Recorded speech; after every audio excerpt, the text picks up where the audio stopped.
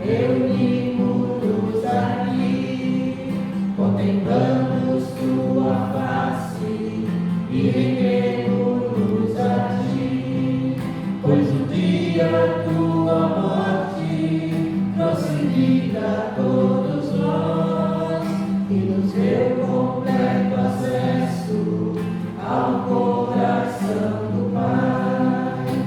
O véu que separava já não separa mais. A luz que outrora apagada agora brilha e cada dia brilha mais. Só pra te adorar e fazer teu nome grande, e te dar o louvor que é devido. Estamos nós aqui só pra te adorar e fazer teu nome grande, e te dar o louvor que é devido. Estamos nós aqui, estamos nós aqui, estamos nós aqui.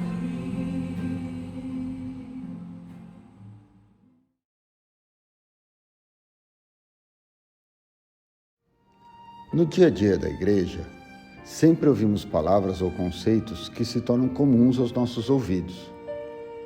Muitas vezes usamos esses termos em conversas, lemos nos estudos e devocionais, cantamos em nossos encontros, sem ao menos refletirmos sobre o seu real sentido. Uma dessas expressões é a palavra fé. Precisamos compreender biblicamente o seu significado para nós. Lá em São Carlos, hoje eu pedi para o reverendo Andrés, eu pedi para a gente trocar, porque eu estive em São Paulo ontem, então eu cheguei bem à noite, e aí eu pedi para ele, deixei já conversado durante a semana, para ele levar a palavra lá e para eu ficar aqui em Araraquara. Então, lá nós estamos falando sobre reforma protestante, e aí eu desafiei ele, então hoje a gente vai pregar a mesma mensagem, aqui e lá, com pastores diferentes. Nós temos falado lá sobre os 5 solas da reforma e eu queria compartilhar com os irmãos um pouquinho do que nós estamos falando lá também, trazer aqui. E hoje nós vamos falar sobre fé. No próximo dia 31 de outubro, nós celebramos 506 anos da reforma protestante. E é importante de nós lembrarmos que ela promoveu profundas mudanças na vida da igreja. E ao longo dos anos, então, historiadores, teólogos definiram 5 pontos fundamentais comuns entre aqueles que professam a fé reformada ou a fé evangélica, como a gente costuma falar aqui no Brasil. E esses princípios são chamados então de solas, que é uma expressão em latim que significa somente ou apenas. Enquanto a Igreja Católica tem 3 pontos, que é o papado, a tradição e a Bíblia, nós entendemos ao longo da história que nós temos, então, vamos pensar assim, outros pilares, que são esses. Então, sola gratia, somente a graça, soli fide, somente a fé, solus Christus, somente Cristo, sola Escritura, somente as Escrituras, soli Deo glória, somente a Deus toda a glória. E diante, então, desse fato histórico é que nós estamos pensando em como esses solas, então, se relacionam conosco hoje, no século XXI. Como nós, então, na nossa vida comunitária, na nossa vivência de fé pessoal, que a reforma pode ensinar para a gente no nosso relacionamento com Deus e com a igreja. O quanto ela ainda é relevante ou se não é relevante. E é sobre isso que a gente vai falar então. já que vivemos dentro de um contexto social que ao mesmo tempo nós temos, e é evidente isso, uma busca assim, significativa de uma espiritualidade transcendente. Todo mundo quer conhecer o sobrenatural. A gente vê ao mesmo tempo um contraponto, uma descrença com relação à igreja, com as instituições. Então eu vou procurar Deus sozinho na minha casa, eu ligo no YouTube, busco um canal, alguém que fale o que eu quero ouvir. Então, diante desse cenário de tanta informação, de tanta confusão, quais e como esses fundamentos então norteiam a nossa vida? Nós aqui em Peide Araraquara, a congregação São Carlos, a congregação de Baté, como é que diante disso tudo a gente conversa com esses fatos históricos, com a nossa fé hoje e com essa sociedade? E hoje a gente vai falar sobre a fé em nós. Não tem como, a gente sempre escuta de fé, mas afinal, que fé é essa? Esse conceito que pra gente é tão importante e tão precioso, muitas vezes acaba perdendo um pouco do significado. Importante é ter fé. Mas fé no quê? Fé em quem? Que fé é essa? Já parou para fazer essas perguntas? Eu sou a pessoa que gosta de lançar pergunta. Não tenho resposta, mas tem bastante pergunta. Então eu vou fazer vocês pensarem um pouquinho comigo nessa manhã. Romanos 3, eu não fiz a referência lá em cima, né, mas é do 21 ao 31. Eu vou ler na NTLH, que é a nova linguagem de hoje, que é para ficar mais claro, mas você pode acompanhar aí na sua tradução. Diz a palavra do Senhor, então, Romanos 3, do 21 até o 31. Mas agora, Deus já mostrou que o meio pelo qual Ele aceita as pessoas não tem nada a ver com a lei. A lei de Moisés e os profetas dão testemunho do seguinte: Deus aceita as pessoas por meio da fé que elas têm em Jesus Cristo. É assim que Ele trata todos os que creem, pois não existe diferença entre as pessoas. Todos pecaram e estão afastados da presença gloriosa de Deus. Mas, pela sua graça e sem exigir nada, Deus aceita todos por meio de Cristo Jesus, que os salva. Deus ofereceu Cristo como sacrifício, para que pela sua morte na cruz, Cristo se tornasse o meio de as pessoas receberem o perdão dos seus pecados. Pela fé nele, Deus quis mostrar com isso que Ele é justo. No passado, Ele foi paciente e não castigou as pessoas por causa dos seus pecados. Mas agora, pelo sacrifício de Cristo, Deus mostra que é justo. Assim Ele é justo e aceita os que creem em Jesus. Será que temos motivos para ficarmos orgulhosos? De modo nenhum. E por que não? Será que é porque obedecemos a lei? Não. É porque cremos em Cristo.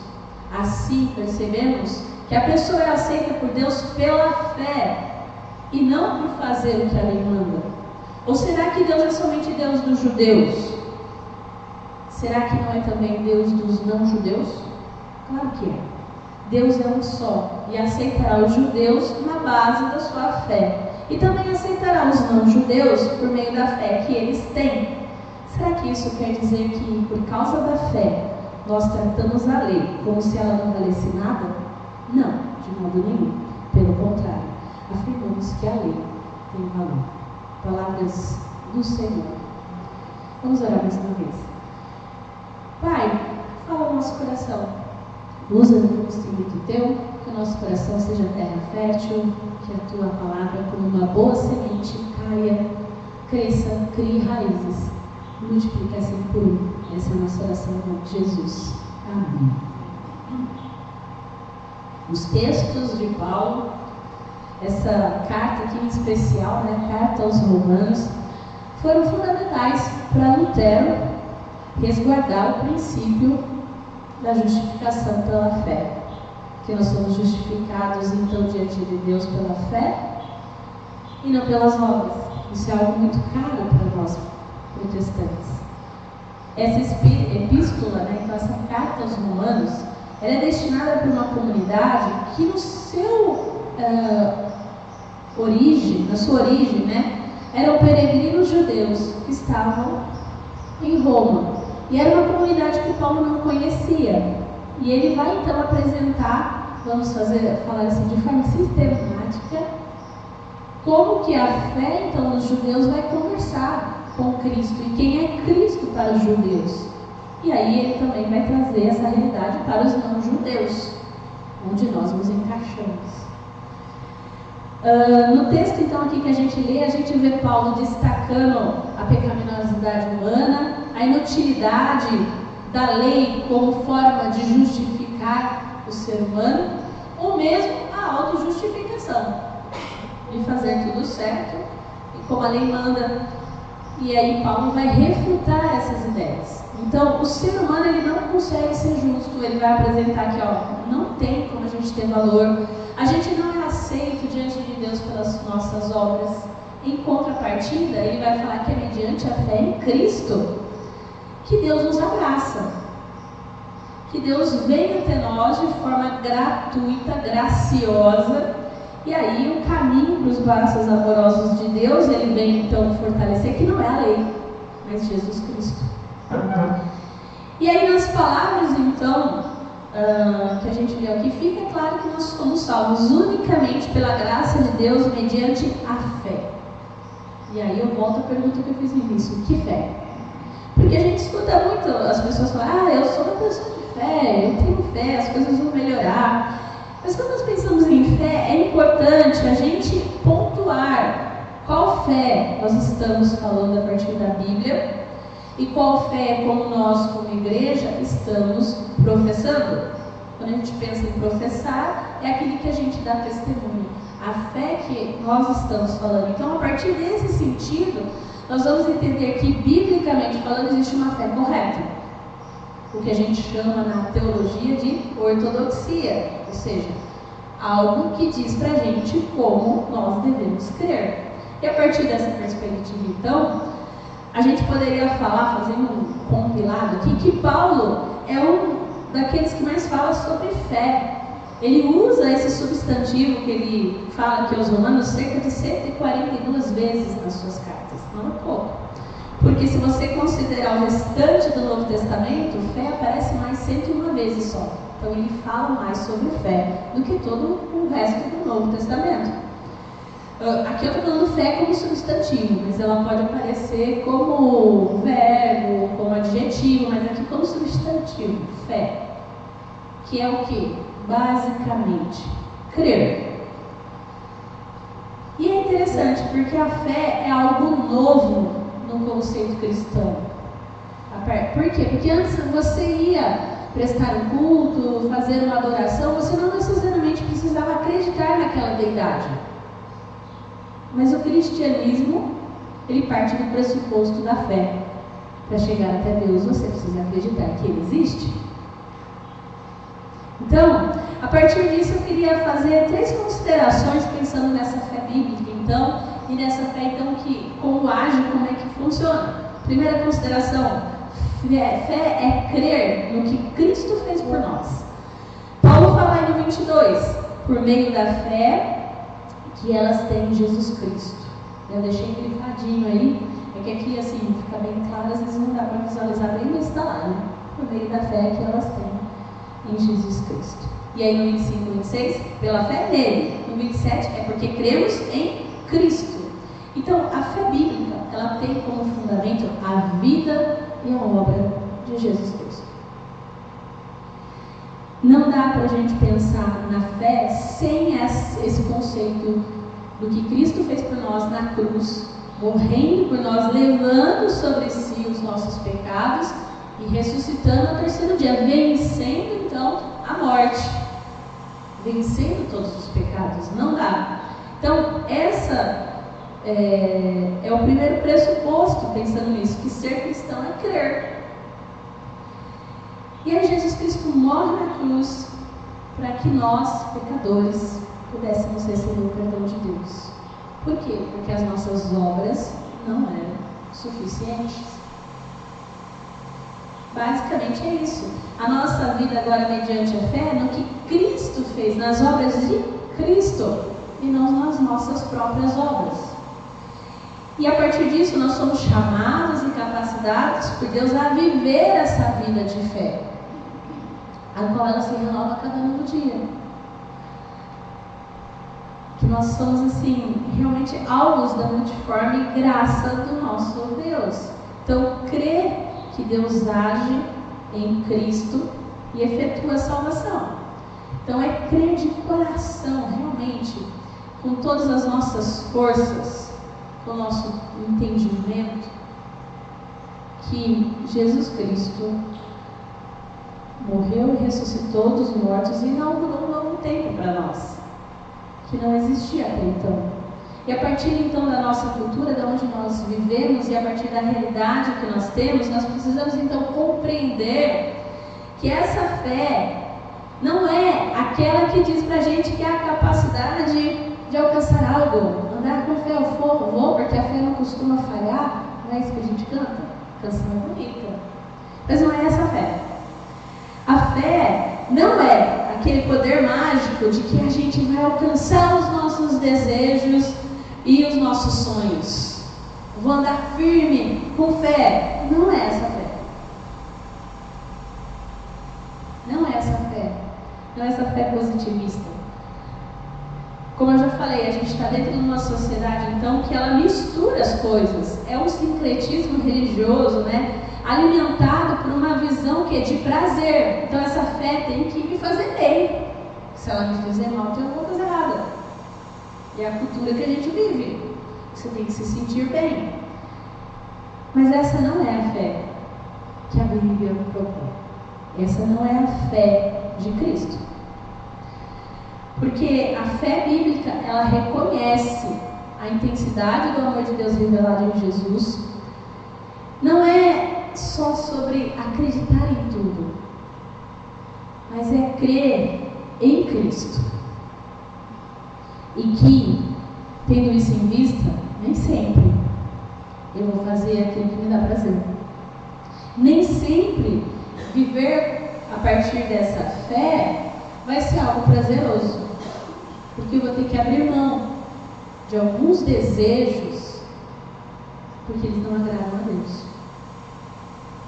Viver essa fé, crer no que Cristo fez por nós, é realmente, como diz John Piper, é quando a gente abraça Cristo como nosso pão e a nossa água, e é saber que é essa fé que vai satisfazer o nosso interior. E não aquilo que eu tanto busco, não são os sonhos, os desejos, não é isso, é Cristo. E aí uma segunda consideração então dessa fé bíblica é a certeza que a vida tem um sentido, ela tem um propósito. Porque Paulo ele destaca aqui por 3 vezes a revelação do propósito de Deus através de Cristo. Ele fala no 21, Deus já mostrou. E por 2 vezes, no 25 e 26, Deus quis mostrar. Deus mostra. Então a gente encontra, em outras palavras, revelação. Deus manifestou, Deus revelou. Essa ideia de compreender no texto que o ser humano ele não está aqui ao acaso. Essa fé bíblica vem mostrar para nós que nós estamos na história, que nós estamos no mundo que Deus criou e que esse mundo não está à mercê do acaso, mas que existe um Deus criador e um Deus que se importa. E ele se importa tanto que ele entra na história humana e vive a história humana. Crer é mais do que então um passaporte para a salvação. Crer é mais do que um passaporte para uma vida eterna para quando eu morrer. Não é só isso. Porque se a gente parar para pensar, a fé ela pode aumentar. E a gente vai falar mais sobre isso depois. Então não é algo apenas para um momento, para passar o portão de embarque para o céu. Já que nós não estamos sozinhos à mercê nesse mundo, a vida então não é sobre meras coincidências e fatos aleatórios. Não é. Há um propósito e há um sentido quando a gente olha para Cristo. Diante da incredulidade, das nossas dúvidas, diante de tudo que a gente vê, diante de tanta incerteza. Porque, se for ver, a gente não tem certeza de nada. está tudo bem hoje, mas a gente não sabe o dia de amanhã. Mas diante de tudo isso, essa fé reconhece que a vontade de Deus é soberana sobre as nossas vidas. E que se a gente confia nele, ele vai fazer o melhor, da melhor forma, porque se ele começou essa boa obra, ele vai terminar. Então essa fé não é apenas um passaporte para a vida eterna, ela me faz andar dia após dia, de fé em fé. Porque onde não se crê em nada, a fé bíblica, ela aponta para o agir de Deus na história. Porque a vida pela fé, esse viver pela fé, pressupõe que Deus já agiu em Cristo, ainda age e vai agir quando a gente precisar. Então é confiar que esse Deus está andando conosco, que Ele está nos sustentando em meio à adversidade, em meio à dor, em meio ao sofrimento. Não é apenas que, então Deus vai me livrar de tudo isso, que é muito o que se fala, né? Então se você crê em Deus, você não precisa tomar remédio, você não tem dor, você não tem sofrimento. Então alguém contou a história errada pra gente. Porque o próprio Cristo sofreu vivendo nessa terra. Ele levou sobre si as nossas dores, e o que ele diz para nós? Olha, o meu fardo é suave e leve, vamos trocar? Ele não disse, dá tudo para mim que eu vou levar sozinho. Existe um fardo, e a gente ignora essa verdade. Só que é um fardo que é mais leve que o dele. Porque a gente não tem que se preocupar que as nossas obras vão nos salvar, porque ele já fez isso. É um fardo que é leve, por quê? Porque eu vou enfrentar a dor, a doença, o sofrimento, a dificuldade, mas ele estará comigo todo dia. Então essa fé verdadeira, essa fé bíblica, e aí vamos trazer um reformador para a história. A fé verdadeira é aquela que ouve a palavra de Deus e descansa na sua promessa. Se ele diz que está comigo, ele está comigo, e eu creio. E na hora da dor, do sofrimento, ele vai me dar a paz, esquecer de todo entendimento. Vai fazer tirar coragem de onde eu nem sei para continuar lutando. Diante do dia mal, tem dia que a gente não tem vontade de sair nem da cama. Mas ele vai nos fortalecer, vai enviar pessoas para trazer a sua palavra, para nos edificar. É essa fé que traz sentido, que traz propósito para a nossa vida. E por último, fé, essa fé verdadeira, essa fé bíblica, então, é ceder. No texto que a gente leu, Paulo, ele aponta para o fato que a lei pode nos deixar orgulhosos. Sabe aquela coisa? Viu como ficou bonito? Foi difícil. Sabe, esse orgulho que a gente tem. Então, é diante desse texto que Lutero acreditava que a fé em Cristo é um contraponto ao orgulho e à vaidade humana, fruto da religiosidade do seu tempo. Da religiosidade do seu tempo, que pregava que você, para ir para o céu, então, era só fazer um bom depósito para a igreja e que estava tudo certo. E hoje, 500 e tantos anos depois, esse discurso não é mais católico romano. Ele é de igrejas evangélicas. Se você quer ser abençoado, você tem que trazer aqui o seu dinheiro, o seu carro, a sua vida. Deus não quer essas coisas, Ele quer o nosso coração, porque onde está o nosso coração, ali está o nosso tesouro. Ele quer ser o nosso tesouro. E a partir do momento que Ele é o nosso tesouro, eu não venho trazer para ser abençoado, eu trago porque eu sou abençoado. Ele continua sustentando, fortalecendo, abrindo portas que jamais eu pensei que seriam abertas, fazendo coisas que eu jamais acharia que poderia ser feita. E é interessante porque a fé, no latim também, está muito relacionada com a palavra ceder. Então, para Lutero, fé é ceder diante de Deus, é se entregar, é se render, que é a quem Ele é e ao que Ele pode fazer. Não só apenas ao que Ele pode fazer, mas a quem Ele é. Então, nesse sentido, fé é simplesmente a atitude de achegar-se a Deus de mãos vazias. Porque se o bem que eu quero eu não faço, o que eu posso oferecer para Deus? Nada. E é ter essa consciência de que eu não posso oferecer nada. Que até aquilo que eu ofereço de melhor para Deus, na perspectiva humana, é trapo de imundícia, as nossas obras. Né? Como diria o próprio Calvino, né? Se existe algo que é bom em mim, é de Deus. Agora aquilo que é mal é meu mesmo. É da nossa natureza pecaminosa. Então a fé em Deus nas nossas vidas não é garantia de sucesso. Não é garantia de que os projetos que nós estamos fazendo vão dar certo, porque eles podem dar errado. E a gente vai ouvir, nossa, só falta de fé. Não é esse tipo de fé. A fé em Deus verdadeira não é a garantia de que os nossos ideais de vida vão dar certo. Mas essa fé em Deus é a certeza de que em todas as circunstâncias, sejam elas boas ou ruins, Ele vai estar conosco.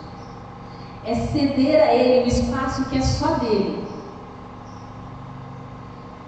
Que se a porta abrir ou fechar, como diria a canção, Ele é Deus. Eu adoro pelo que Ele é. Ele pode fazer milagre, pode, eu creio, você crê nisso. Então, deixa Ele ser Deus. Porque às vezes a gente entrega para Deus, mas a gente quer dar um jeitinho, igual Abraão lá com Ismael, né? Deus falou, eu vou te dar um filho. Mas Deus está demorando, né? Então eu vou dar o meu jeitinho. E a gente adora dar jeitinho pro brasileiro.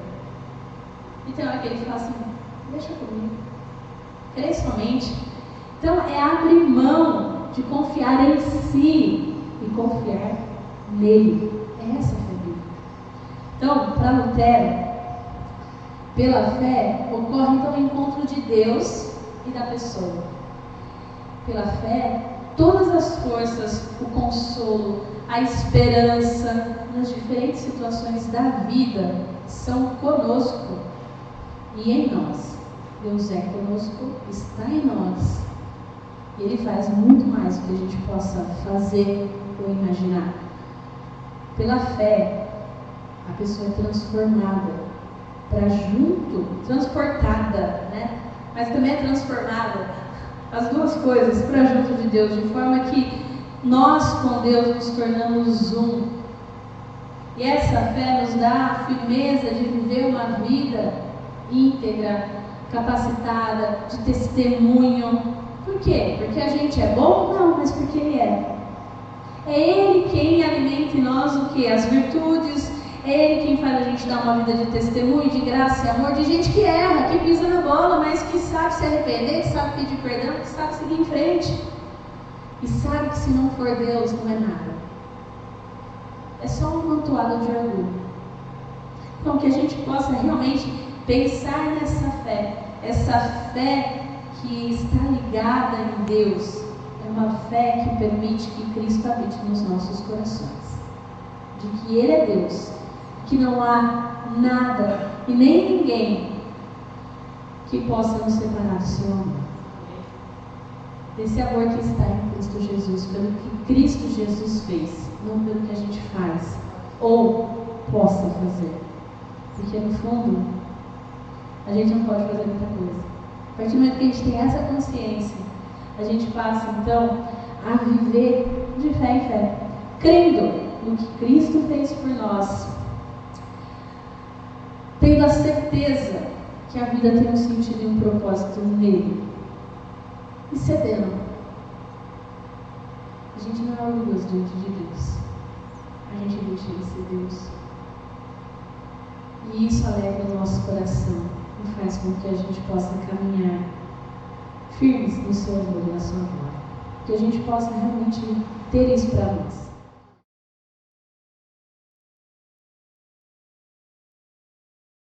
Que nós não verbalizamos, mas que o Senhor sonda e conhece o coração de cada um, nós exteriorizamos através da oração que o Teu Filho Jesus nos ensinou, dizendo: Pai nosso, que estais nos céus, santificado seja o Teu nome.